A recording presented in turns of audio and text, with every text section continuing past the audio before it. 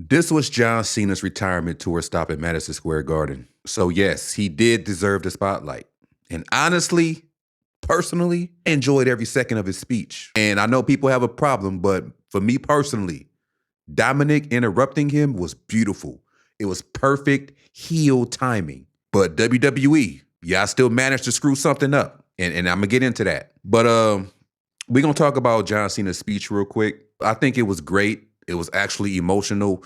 And with me personally, I think that every time I see John Cena announced as this is the last stop in a certain city, or this is the last stop on a certain brand, like the last match on Raw, last match on SmackDown, last match, it doesn't matter where his last stop is. I get emotional. I start to feel my eyes water. I start to feel a tear going down my cheek. I start to feel it. This is an emotional time for wrestling fans, whether you're a John Cena fan or not. Yes, it hit like a ugly pit stop during his retirement tour, but it's starting to feel right again, in my opinion. He was able to bounce back from the botched heel turn for the most part.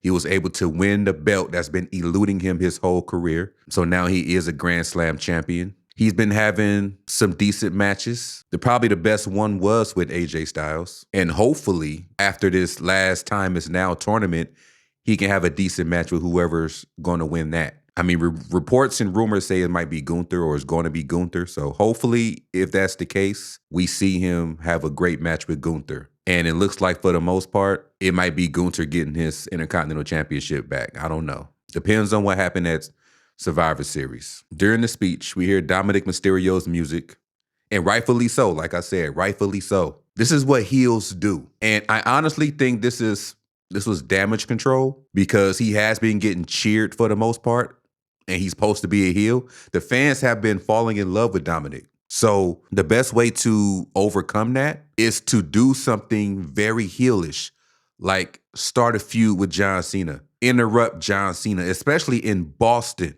where it started off at. WWE did the right move, despite what a lot of fans think and despite how a lot of fans feel. You want to keep that heat as much as you can on a guy like Dominic Mysterio. You got to keep that heat on him. You can't have him lying, cheating, and stealing as a babyface. It won't look right. It'll just be entertaining instead of making sense. The championship match, Intercontinental title, November 29th, Survivor Series, War Games. It's going to take place. John Cena versus Dominic Mysterio for the IC title. But before we get there, we get a slight stare down before Judgment Day's music started to hit, which is Finn Balor and JD McDonough. We hear the music. They come out. They all stand beside each other. Now, my thing was, and me watching wrestling for a long time, it just came across in my mind.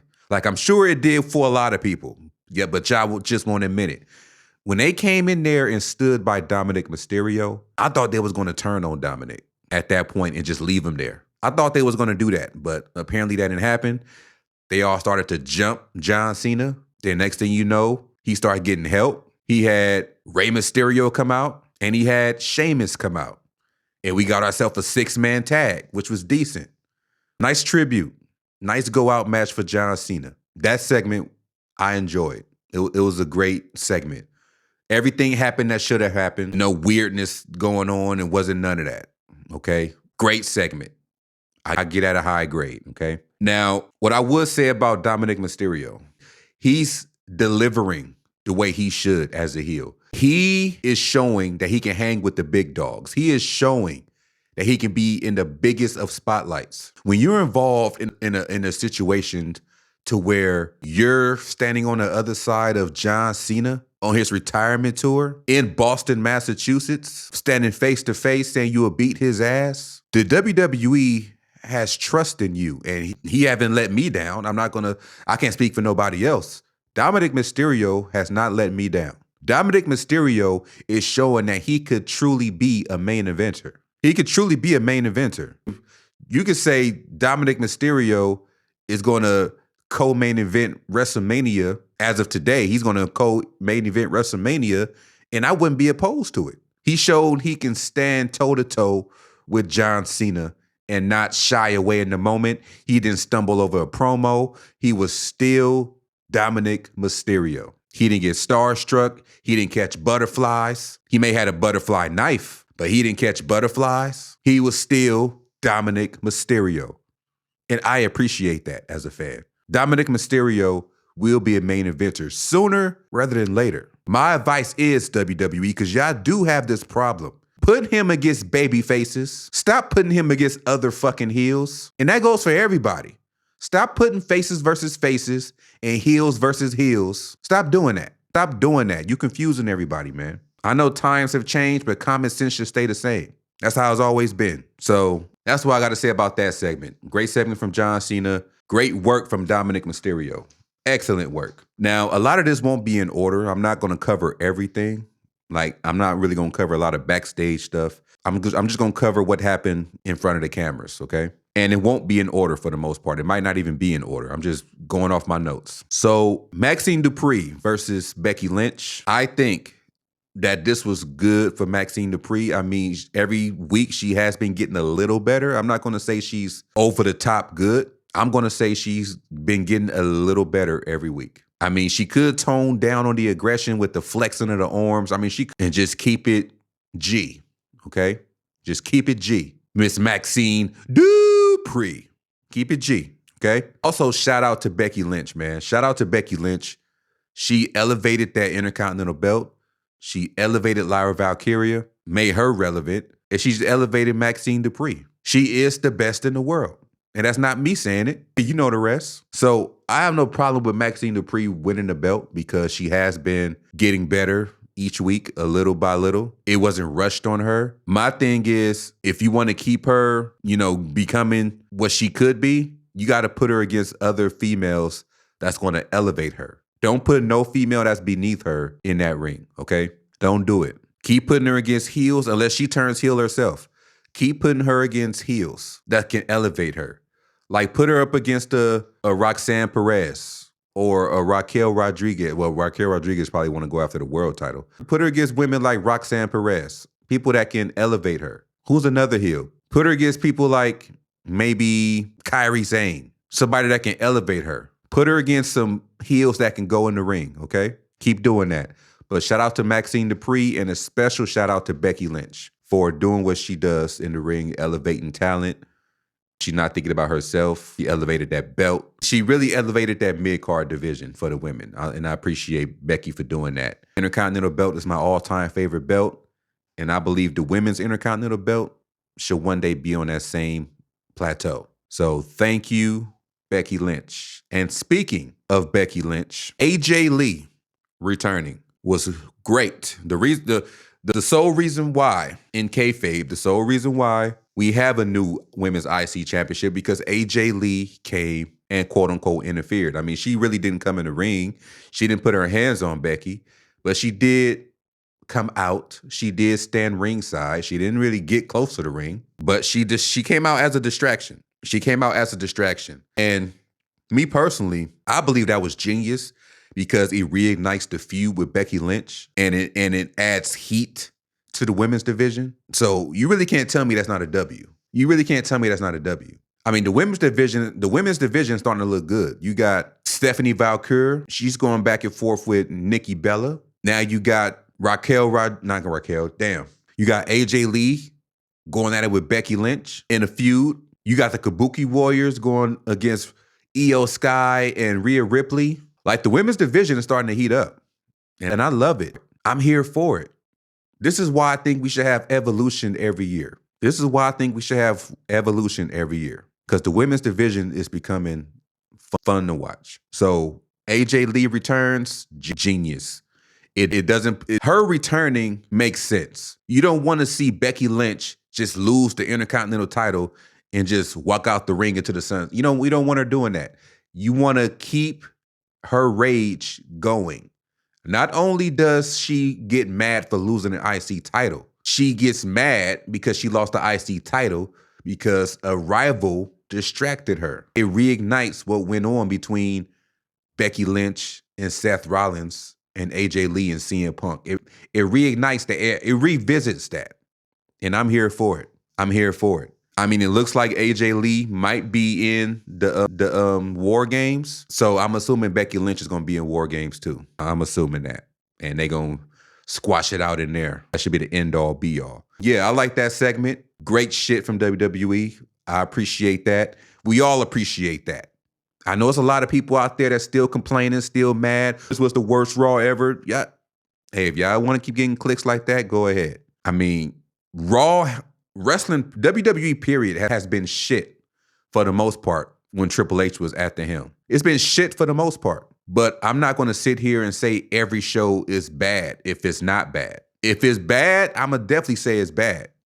If it's good, I'm going to definitely say it's good. I'm not about to be one of those people that say, oh, this Raw is the worst Raw ever, or this SmackDown is the worst SmackDown ever. Yeah, man, let's get on to Gunther. I forgot his name, though, the dude that came from NXT. I like him, though. That was my first time watching him because I don't watch NXT, so that was my first time seeing him. And I must say, he do got some bounce. I appreciate the high-flying athleticism that he brings. It reminds me of watching Lucha Underground, and reminds me of watching the old cruiserweights from WCW. Because, little fun fact, very quick. I started watching WCW as a kid because I was infatuated with the cruiserweight division. So that's what got me into WCW as a kid. This was before NWO was a thing. So I love all that high-flying, twist and turning type of wrestling. That's just me. But anyway, I still don't know his fucking name. I still don't know his name. But I'm glad this wasn't a squash match. I was very worried that this young man was going to come from NXT up to face a returning Gunther and get squashed. I'm glad that wasn't the case. You don't want to build your wrestlers like that. You don't want to build, if you know he's not going to be a jobber, which it looked like he's not. I mean, they had a video package for him, for God's sake. If you know he's not going to be a jobber, okay, don't have him get squashed by Gunther. If you know you're going to do something with the guy, do what you did this past Monday. And that goes for anybody. This was a good match. Good match.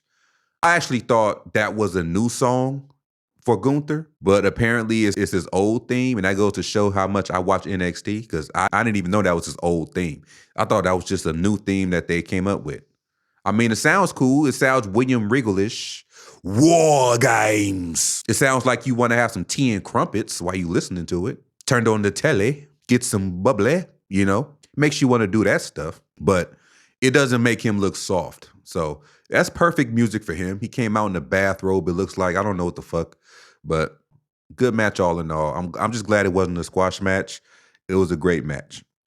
Now, this is what WWE did wrong, and it had me frustrated the whole night. And I brought it up on Twitter. I don't have a big following on Twitter at all. Nobody likes me on Twitter. I got like 4 followers on Twitter. But I just got to say this, man. How many fucking commercials do we need? You know how many commercials that they had for Raw last night? Do you know how many commercials I had to sit through? Like, they would have a commercial. You would go back to the match after the commercial.